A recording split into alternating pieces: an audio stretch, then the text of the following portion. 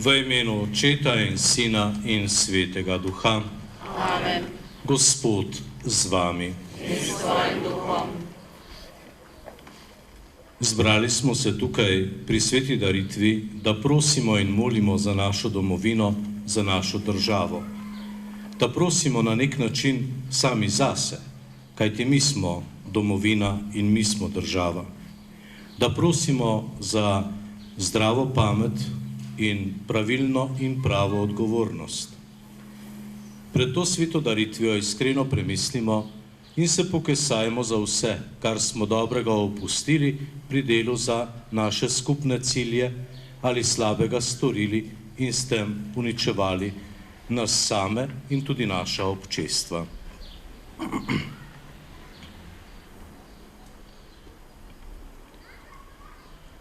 Vsemogočnemu Bogu in vam, bratje in sestre, priznam, da sem grešil v mislih, besedah in dejanju, mnogo dobrega opustil in slabega storil. Žal mi je, zelo mi je žal, zato prosim Sveto Devico Marijo, vse angele in svetnike in tudi vas prosite zame Boga, nebeškega Očeta.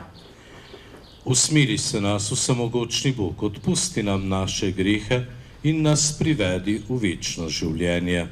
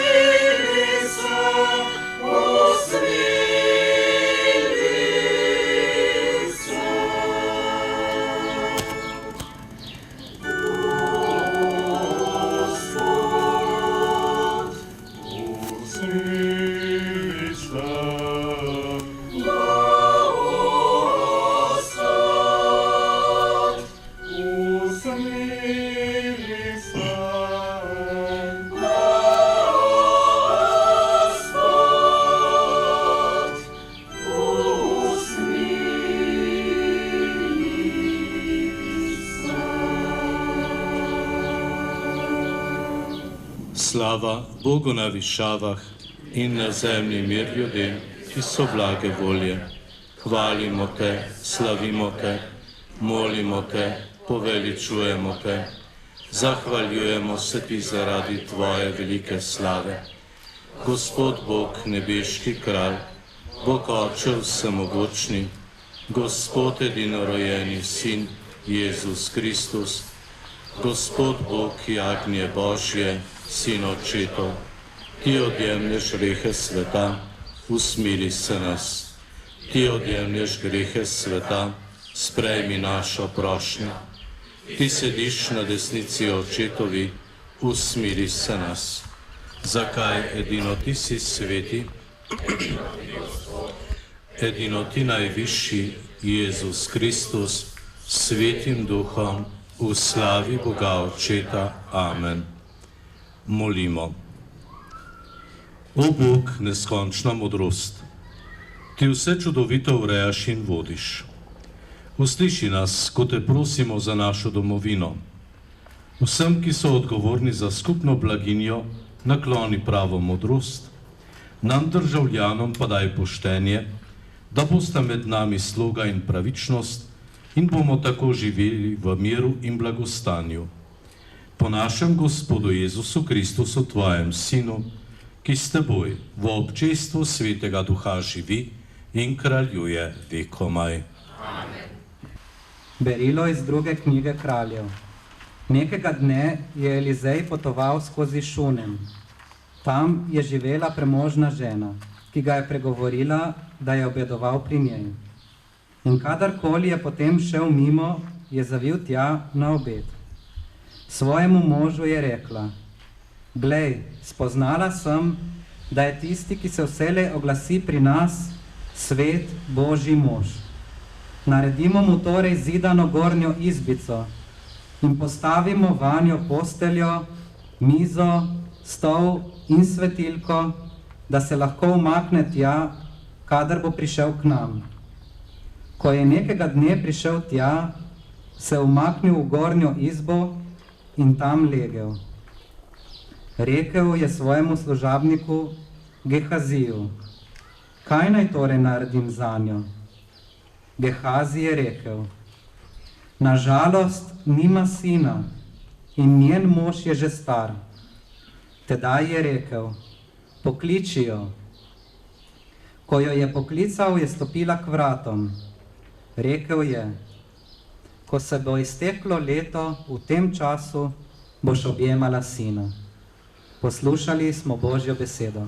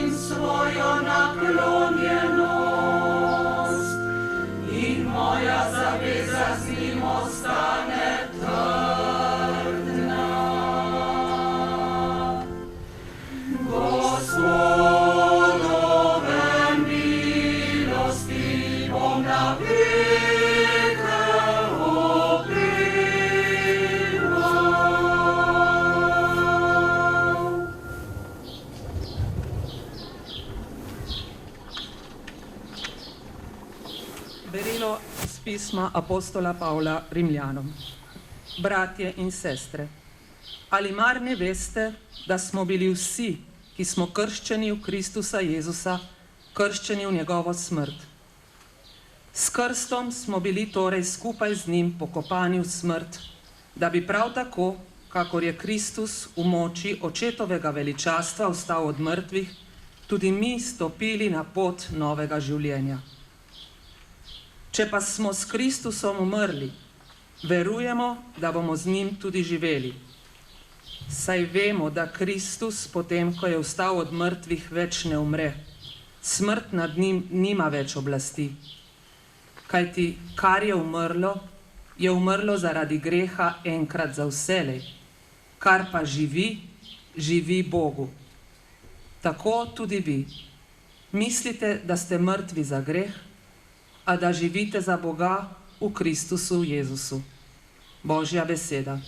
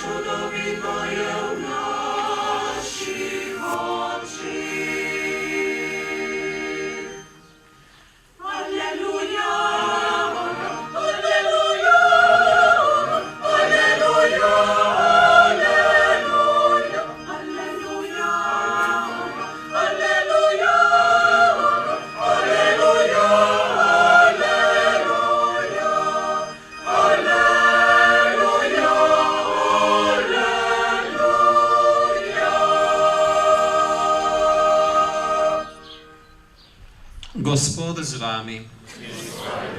Iz svetega evangelija po Mateju. Tisti čas je rekel Jezus svojim apostolom: Kdor ima očeta ali mater rajši kakor mene, ni mene vreden. In kdor ima sina ali hčer rajši kakor mene, ni mene vreden. Kdor ne sprejme svojega križa in ne hodi za menoj, ni mene vreden. Kdor najde svoje življenje, ga bo izgubil, in kdor izgubi svoje življenje zaradi mene, ga bo našel. Kdor sprejme vas, sprejme mene. In kdor sprejme mene, sprejme tistega, ki me je poslal. Kdor sprejme preroka, ker je ta prerok, bo dobil plačilo preroka. In kdor sprejme pravičnega, ker je ta pravični, bo dobil plačilo pravičnega. Kdor da piti samo kozarec hladne vode enemu izmed teh malih, ker je moj učenec, resnično povem vam, ne bo izgubil svojega plačila. To je Kristusov evangelij.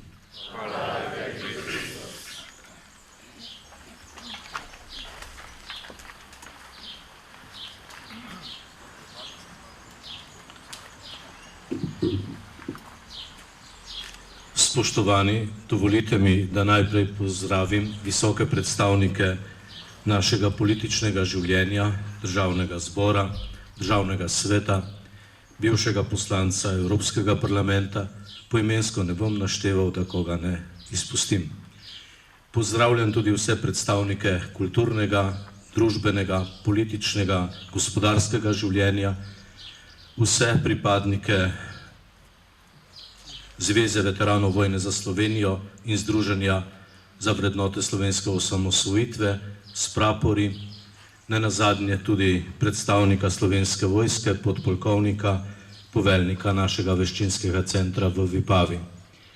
Nenazadnje, ali pa najprej, pozdrav tudi vam vsem, danes tukaj izbranim, da pred Bogom premislimo in pogledamo, kakšna je naša vera v skupno življenje, kakšna je naša pripravljenost graditi našo domovino oziroma ohranjati tiste vrednote, ki nas delajo plemenite ljudi.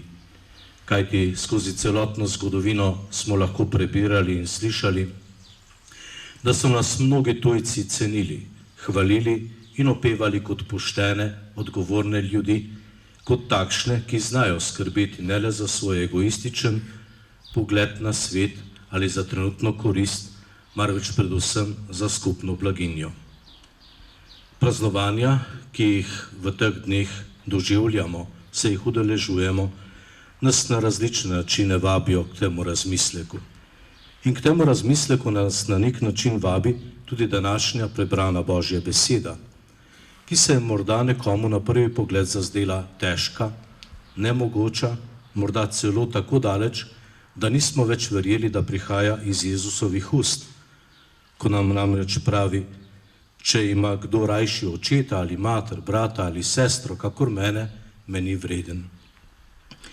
Pa mi dovolite, da ob tem prebranem odlomku povem svoje razmišljanje, ki se mi je utrnilo v tej zvezi. Recimo, da do 500 let nazaj sta družbeno, civilno življenje in versko življenje hodila na nek način z roko v roki. Tudi z delovanjem in razlaganjem, spodbujanjem prerokov, o katerem smo slišali v današnjem prvem berilu.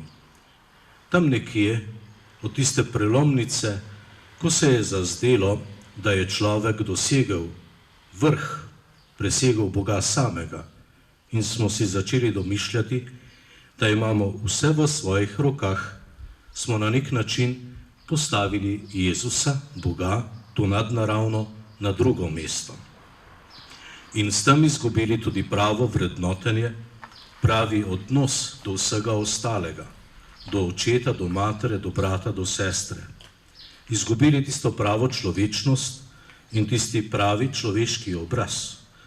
Izgubili tisto, čemur sicer danes pravimo humanizem, pa je postavljen na zelo majavih in trhlih tleh.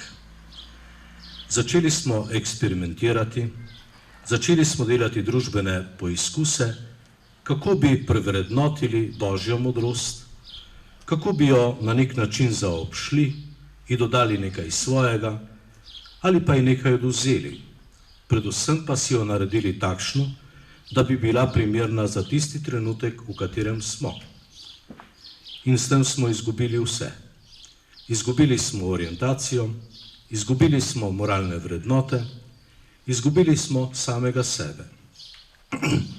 S tem namreč, ko človek Boga ne postavi na prvo mesto, izgubi, kot že rečeno, tudi samega sebe.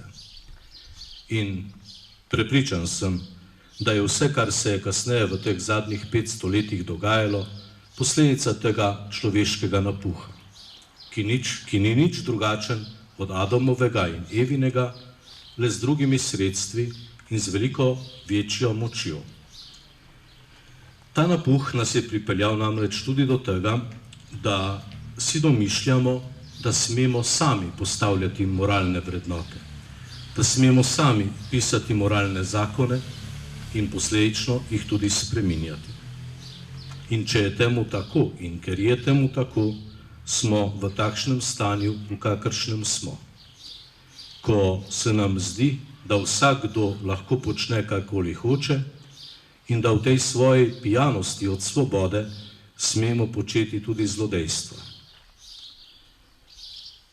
Moliti za domovino je, kot že na začetku svete maše rečeno, tudi molitev za samega sebe, da bi namreč z vso odgovornostjo, z vso iskrenostjo in poštenostjo premislili, koliko se čutimo člane te velike družine, koliko smo pripravljeni tudi svoje sposobnosti in talente dati v služenje bližnjemu, koliko smo pripravljeni sočloveku dati kozarec vode, zato ker je ustvarjen po isti Božji podobi kot mi sami.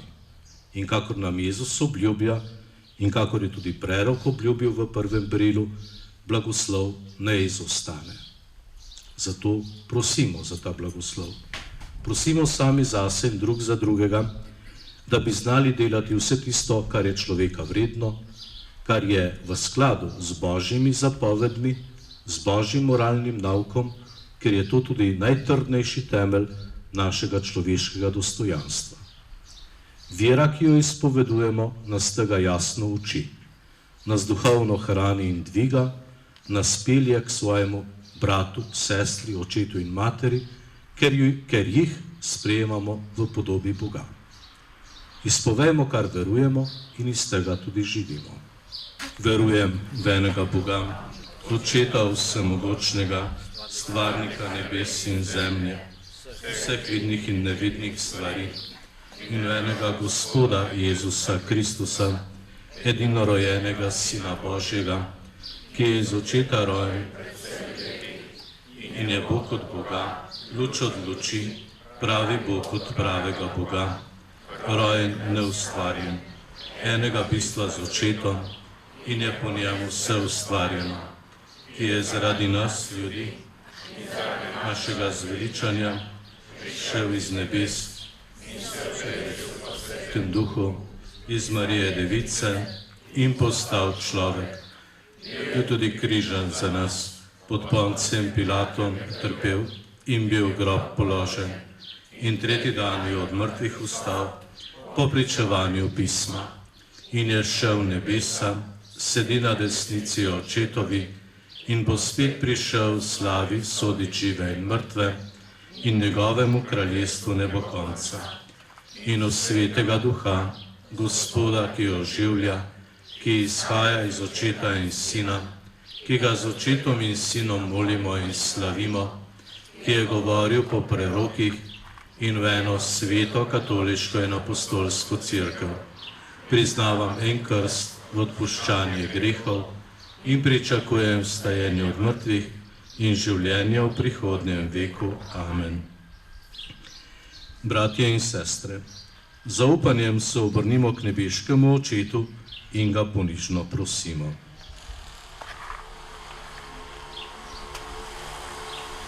Za vse kristjane, da bi v sebi poživljali milost svetega krsta in živeli v resnični pravičnosti in svetosti. Za vse pastirje cerkve, da bi svoje učenje potrjevali z zglednim življenjem. Za starejše in mlajše člane naših družin, da bi si med seboj radi pomagali in živeli v slogi in zaupanju. Za mlade v naših domovini, da bi jih luč vere vodila in na svetlo pot dolžnosti in kreposti. Za vse tukaj zbrane, da bi Božjo besedo ohranili v svojem srcu in jo uresničevali v vsakdanjem življenju. Vsemogočni Bog, Oče luči, vodi naše misli, besede in dejanja, da bomo obrodili sad, ki vedno ostane, po Kristusu, našem Gospodu.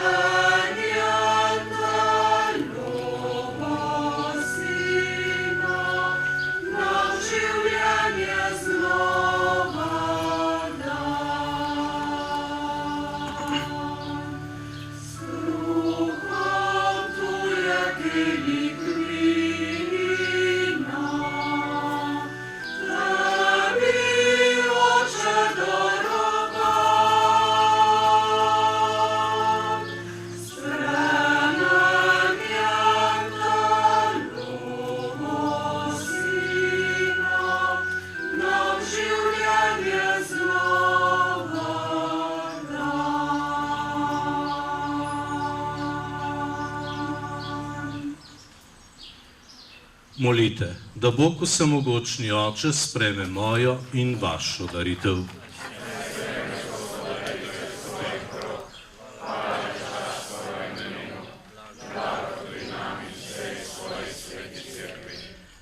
Gospod naš Bog, ti sam skrivnostno deluješ po svojih zakramentih.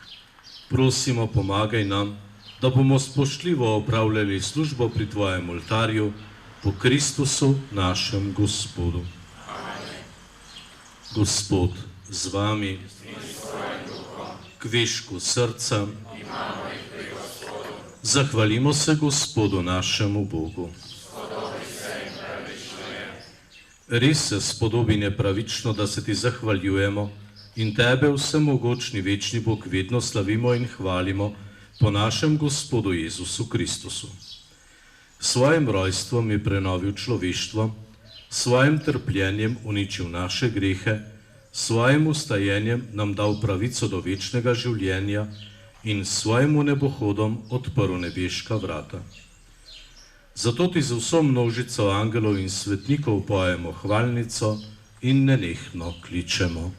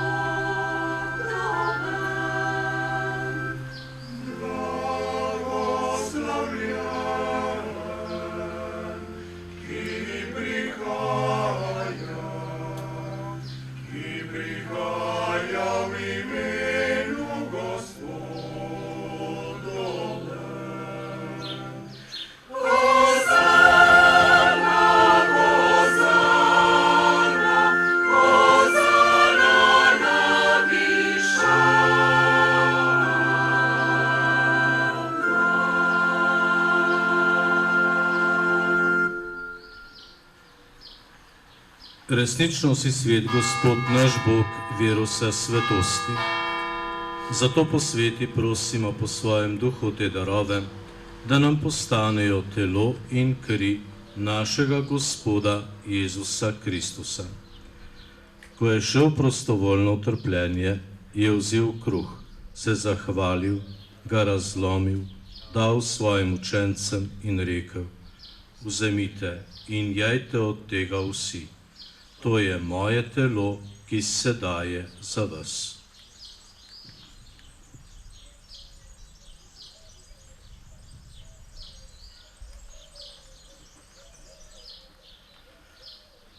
Prav tako je po večerji vzel kelih, se spet zahvalil, ga dal svojim učencem in rekel: vzemite in pite iz njega vsi.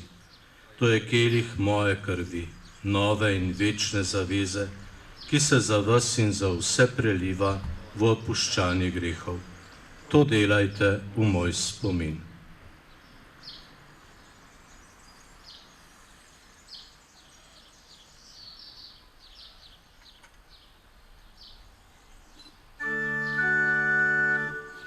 Skrivnost vere.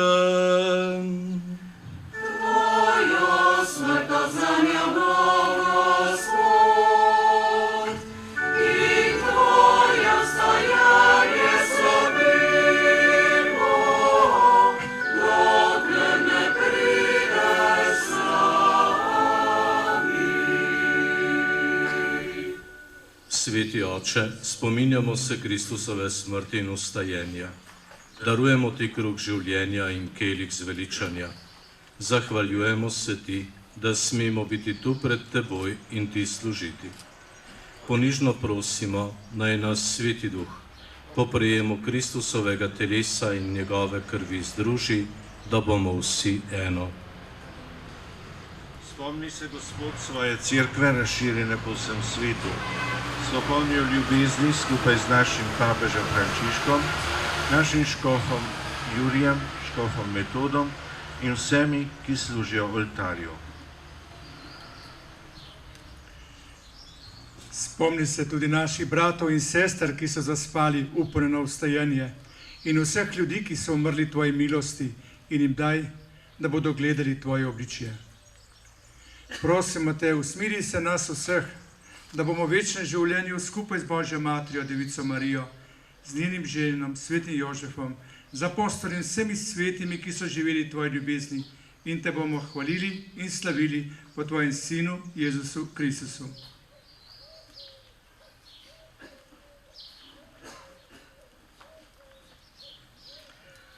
Po Kristusu, s Kristusom in v Kristusu, tebi vsemogočnemu Bogu Očetu, v občestvu Svetega Duha, vsa čast in slava na vse veke vekov. Naš odrešenik nam naroča in Božji nauk nas uči, da smemo takole moliti. Oče naš, ki si v nebesih, posvečeno bodi tvoje ime. Pridi k nam tvoje kraljestvo, zgodi se tvoja volja, kakor v nebesih, tako na zemlji. Daj nam danes naš vsakdanji kruh in odpusti nam naše dolge, kakor tudi mi odpuščamo svojim dolžnikom, in ne vpelji nas v skušnjavo, temveč reši nas hudega. Reši nas vsega hudega, vsemogočni Oče, podari nam mir v naših dneh. Usmiljeno pomagaj, da se bomo varovali greha in bomo varni pred vsakim nemirom, ko polni blaženega upanja pričakujemo prihod našega odrešenika Jezusa Kristusa.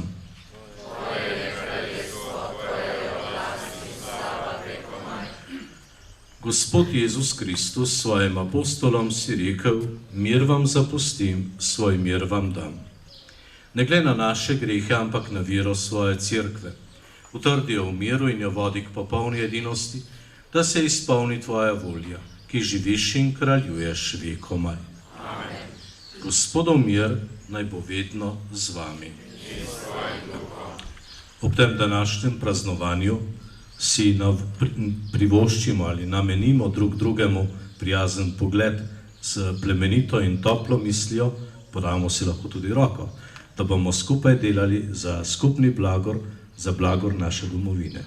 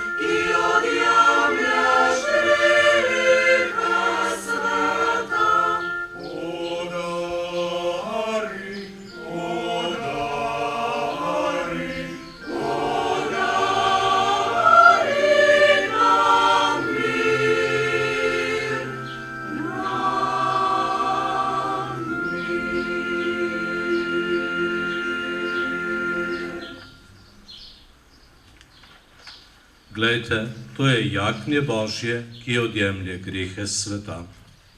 Gospod, nisem vreden, da priješ k meni, ampak reci le besedo in ozdravljeno po moje duše. Blagor povabljeni na jagnjetovo gostijo.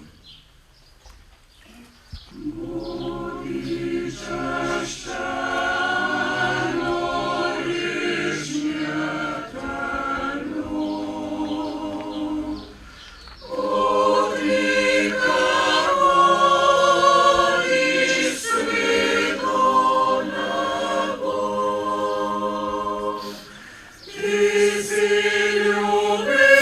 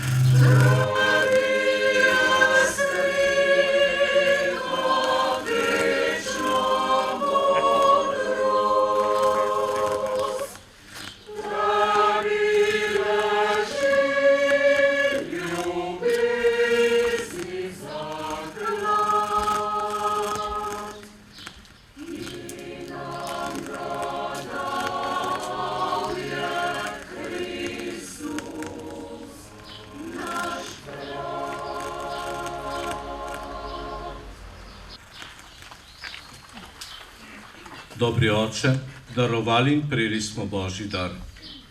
Naj nas poživi in z večno ljubeznijo pritegne k Tebi, da bomo obrodili sad, ki vedno ostane. Po Kristusu, našem Gospodu. Naj se ob koncu tudi kot župnik zahvalim vsem, ki ste se udeležili maše za domovino, in bomo sedaj tudi nadaljevali skupno srečanje. Tako smo letos naredili na enem mestu celotno prireditev. Več, kar je o župniji, pa župljani že vedo, radi ozanili.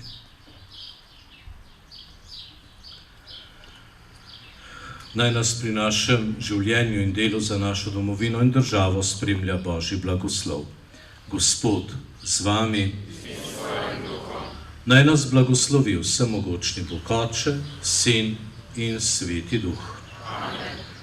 Pojdimo in živimo v miru.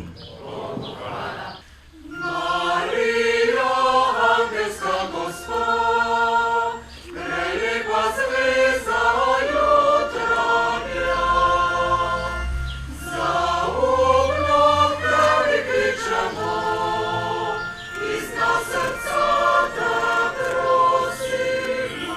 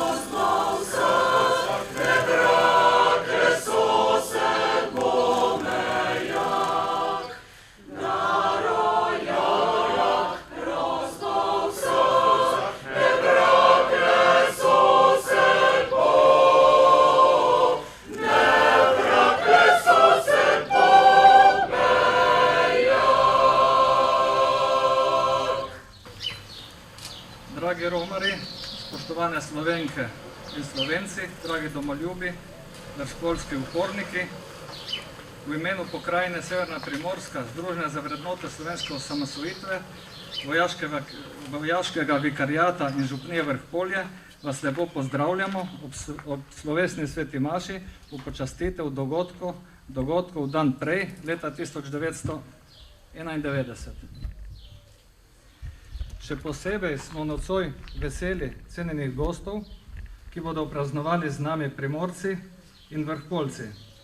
Z nami žal ni predsednika Združenja za vrednote slovenske osamosvojitve in ministra za notranje zadeve Aleša Hojsa, ki se je zaradi izredne seje vlade glede zaostrenih razmer s koronavirusom moral opravičiti.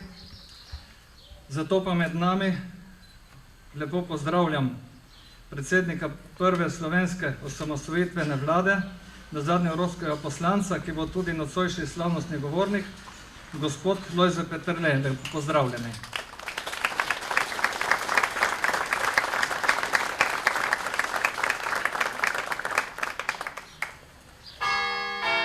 Pozdravljam namestnika vojaškega vikarja in kurata gospoda Milana Preglja, cerkvene dostojanstvenike, gospoda dekana Franca Likarja in domačega župnika gospoda Janeza Kržišnika, generalno sekretarko Združenja za vrednote slovenske osamosvojitve Simono Pavlič in člane predsedstva VSO, poslance državnega zbora Evo Irgl in mogoče še kdo, če je tukaj, nisem pozdravljeni vsi, kdorkoli je še tukaj, ga nisem videl. državnega svetnika Branka Tomažiča, poveljnika veščinskega centra vojašnice Vipava podpolkovnika Iztoka Stavanja, predstavnike osnovne šole Vipava in predstavnike Škofijske gimnazije Vipava, gospa ravnateljica in gospod ravnatelj, veterane vojne za Slovenijo 91, predsednika sveta krajevne skupnosti Vrhpolje, gasilce, veterane vojne za Slovenijo, praporščake VSO, predstavnike drugih veteranskih organizacij, ki ste se nam pridružili danes pri tem praznovanju. Predsednika odborov in pokrajin Združenja za vrednote slovenske osamosvojitve, med njimi tudi gospoda odvetnika Damjana Trpina, Vrhpoljce, vrhpoljske upornike in vse tukaj zbrane.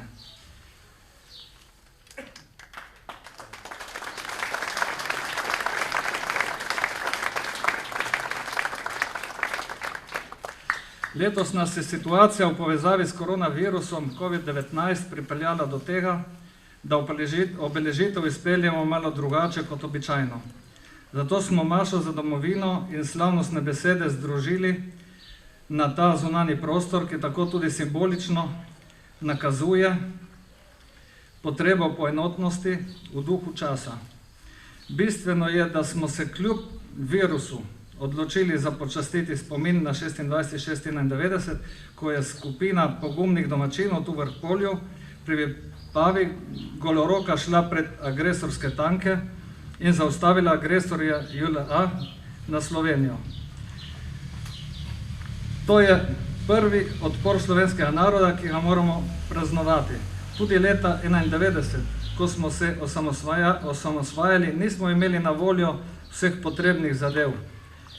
Ne samo goloroki domačini iz Vrhpolja, če se samo spomnimo, da so na slovensko trobojnico v zadnjih minutah sešili slovenski grb, ali pa dejstvo, da naši vojaki, teritorialci, niso imeli enotnih uniform in še marsikaj ni bilo popolno. A takrat, leta 1991, so naša srca gorela v pričakovanju svobode, žarela so od ponosa. Kot pravi krščanski nauk, dejanja se presoja na podlagi namere srca. Bog je videl, da nam gre za stvar in uslišal je našo prošnjo po samostojni Sloveniji. Zato tudi danes ne smemo biti malodušni ali slabe volje, ker zadeve morda niso take, kot bi si želeli, pa vendarle je najbolj važno to, da imamo Slovenijo radi. Da smo ponosni na našo zgodovino, na pogumne može in žene v vseh časih in obdobjih, ki so se trudili za Slovenijo in da smo se vedno znova pripravljeni odzvati klicu domovine. Danes se spomnimo tudi na vse naše veterane slovenske osamosvojitve, na vse umrle v vojni za Slovenijo in še zlasti na njihove svojce, ki so za samostojno Slovenijo na oltar domovine prinesli največji žrtveni dar. O aktualnih razmerah, poniževanju simbolov in atributov slovenske državnosti, slovenske policije, vojske, slovenske garde, proslave ob dnevu državnosti, slovenske pesmi, kulture in nazadnje še samega Prešerna, te žalostne realnosti, s katero smo soočeni, pa se bo morda dotaknil še kdo od nocojšnjih govornikov. Spoštovani zbrani, pri sveti maši smo na oltar položili naše prošnje, da Bog varuje slovenski rod, nam ohrani zdrav razum in blagoslovi vse dobronamerne napore v blagor naše domovine in države, ki smo jo Slovenci po tisočletnih sanjah dosegli leta 1991. Dvig slovenske zastave smo tu ob spomeniku z vrhpoljskimi branitelji opravili že v četrtek 26.6.2020. Sedaj pa vabim k pozdravni besedi gospoda župana občina Vipava, gospoda Gorana Kodelja. Izvolite.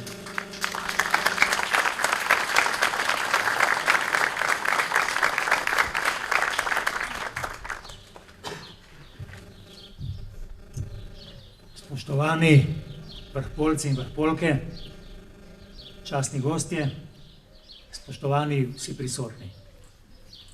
Vas Vrhpolje in njeni prebivalci so se zavečno zapisali v zgodovino samostojne Slovenije, s tem, ko so se zdaj že davnega leta 1991 neoboroženi, samoiniciativno postavili tukaj na sosednji cesti pred tankovsko enoto in ji preprečili nemoten prehod v Vipavsko dolino in naprej na mejo z Italijo. Dejstvo, da so to naredili goloroki, da so to naredili zavedajoč se, da tvegajo življenje, daje temu dogodku neizbrisljiv pečat.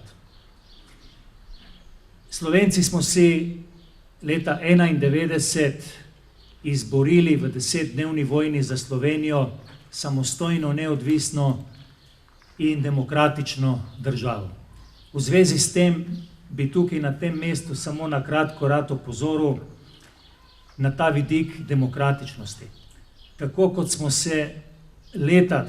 si leta prizadevali za to, da dobimo samostojno državo, smo si istočasno prizadevali tudi za to, da bo ta država demokratična. In v luči današnjih dogodkov se mi zdi, da je ta vidik demokratičnosti treba posebej izpostaviti. Zdi se, kot da eni še vedno ne razumejo oziroma se ne morejo sprijazniti s tem, da živimo v demokratični državi, kjer na oblast ne more biti ves čas abonirana ena in ista politična opcija in da takrat, ko ta politična opcija ni na oblasti, da si jo ne more nazaj priboriti na ulici.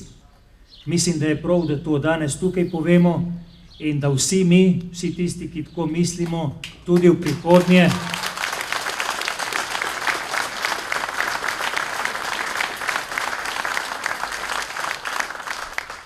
prihodnje to povemo vsakič, ko bomo smatrali, da je to potrebno, za sporočilom vsem in vsakomur, da si samostojne države Slovenije in demokratičnosti oziroma demokratično urejene družbe nismo in nikoli ne bomo pripravljeni odvzeti.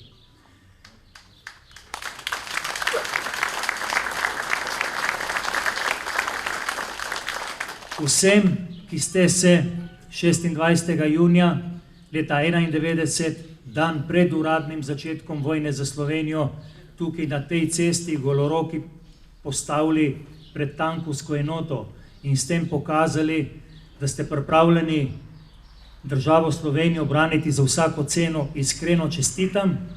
Vsem tukaj zbranim pa želim v nadaljevanju večera še prijetno praznovanje. Hvala lepa.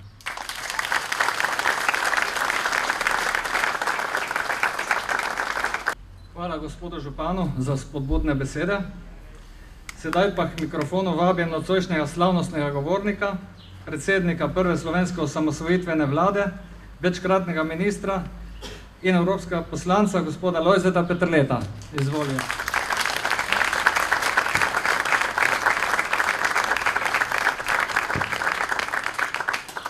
Spoštovani gospod župan, spoštovani duhovniki, dragi primorski, vrhpoljski, domoljubi in demokrati, uporniki, spoštovani predstavniki ljudstva v državnem zboru in državnem svetu, vsi, ki skrbite za skupno dobro v teh krajih. Z veseljem vas pozdravljam in z veseljem vas nagovorim, ko me je včeraj klical Oto, sem se najprej nekaj zgovarjal, ker smo imeli neke stvari danes, potem sem si pa rekel, kako bi mogel nekdo odkloniti povabilo, da spregovori v Vrhpolju. Torej, hvala lepa za to povabilo, torej jaz tudi iz rezervnega sestava lahko kaj povem. Prej sem govoril v drugih funkcijah in lepa hvala za to priliko. To je res privilegij in čast biti v kraju, ki je pokazal pogum, odpor, zvestobo, ljubezen. To je tisto, iz česar je zgrajena oziroma na čemer temelji slovenska samostojnost. Brez takega poguma, brez take zvestobe, brez takega patriotizma ne bi danes veliko praznovali. Dovolite, da se zahvalim vsem tistim, ki so razumeli takrat klic usode, če tako rečem, in pokazali svojo voljo. In ta volja bo sijala v slovenski zavesti, dokler bomo Slovenci tukaj živeli. V to sem prepričan. Lepa hvala in priznanje še enkrat. Zdaj bi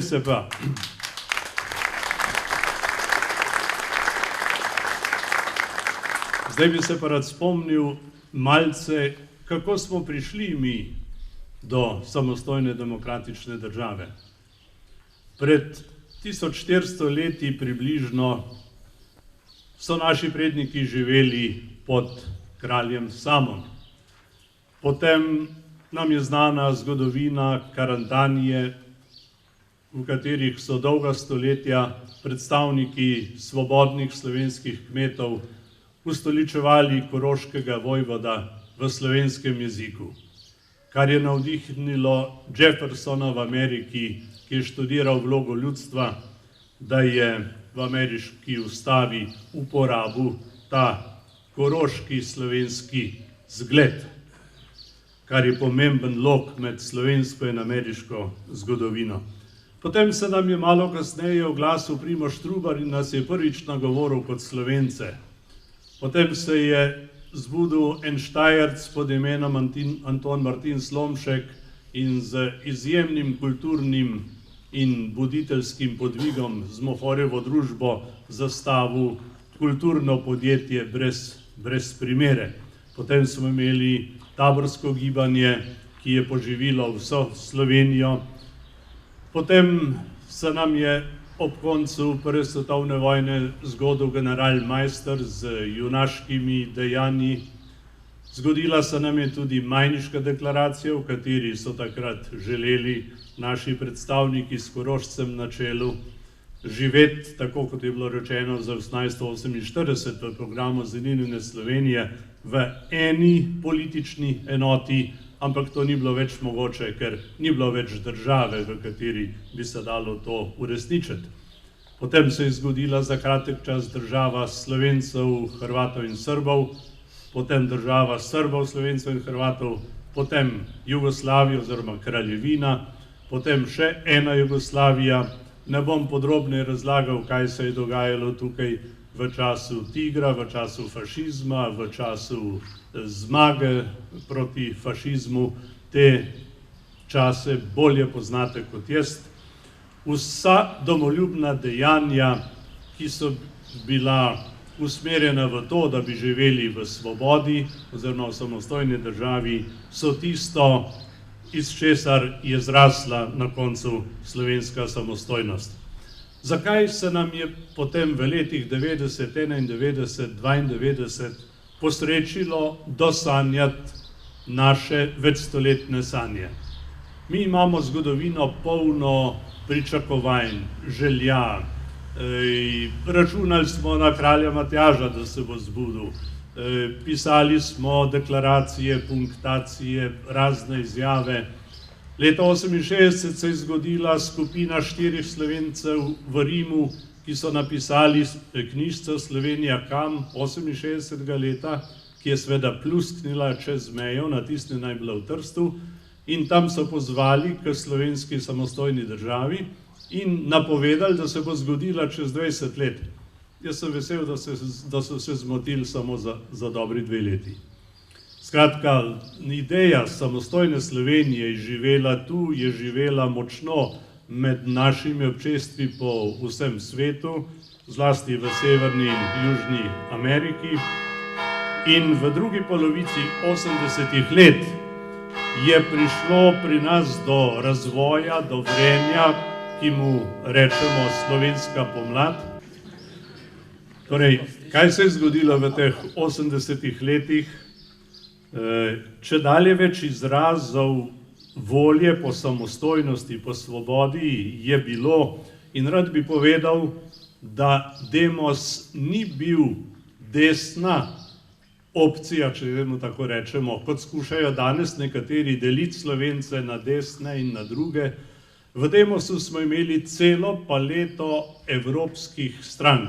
Imeli smo Pučnikove socialdemokrate, ki so bili leva stranka, imeli smo zelene Dušana Pluta, ki niso bili ravno desna stranka, imeli smo Ruplove liberalce, smo takrat rekli, imeli smo Slovensko ljudsko stranko, ki je bila prva lastovka slovenske pomladi v smislu političnega organiziranja, kot je to rekel pokojni Ivan Oman. Imeli smo krščanske demokrate, ki so presenetljivo zmagali. Mi smo imeli celo paleto, imeli smo tudi Grosove liberalce. Gros bi bil hud name, če bi rekel, če bi me slišal, kar sem prej rekel. Skratka, in bistveno je to, da smo to pot imeli politične pogoje za to, da smo projekt speljali do konca. Imeli smo zakonodajno oblast v takratni skupščini in imeli smo vlado. Če ne bi imeli tega dvojega, bi ostali pri sanjah, pri željah, pri izjavah. In še nekaj bi rekel, glejte, po stoletjih teh pričakovanj se nam je od volitev do proglasitve države je trajalo eno dobro leto. Se pravi, od takrat, ko smo aprila zmagali s projektom samostojne države in je zmagal Demos, je trajalo, no in še to bi rekel, če ne bi bilo te zmage, če ne bi z državotvorno idejo zmagali na prvih volitvah, ne bi imeli decembra nobenega plebiscita. Nekdo je moral razsvetliti slovensko nebo, nikoli se ljudstvo ne zgodi kar naenkrat in povsod za neko stvar. Zmeraj mora nekdo nakazati smer in takrat jo je Demos z Omanom, Pučnikom in drugimi povsem jasno nakazal in ljudje so imeli na volitvah zelo jasno izbiro, ali samostojno in demokratično Slovenijo, ali Slovenijo v nekoliko spremenjeni in povsem nepredvidljivi Jugoslaviji, ki je niso razgnali demokrati, ampak se komunisti niso mogli zmeniti, kako z njo naprej. To povem večkrat, ker se je že malo pozabilo in včasih beremo, da so Jugoslavijo razgnali demokrati.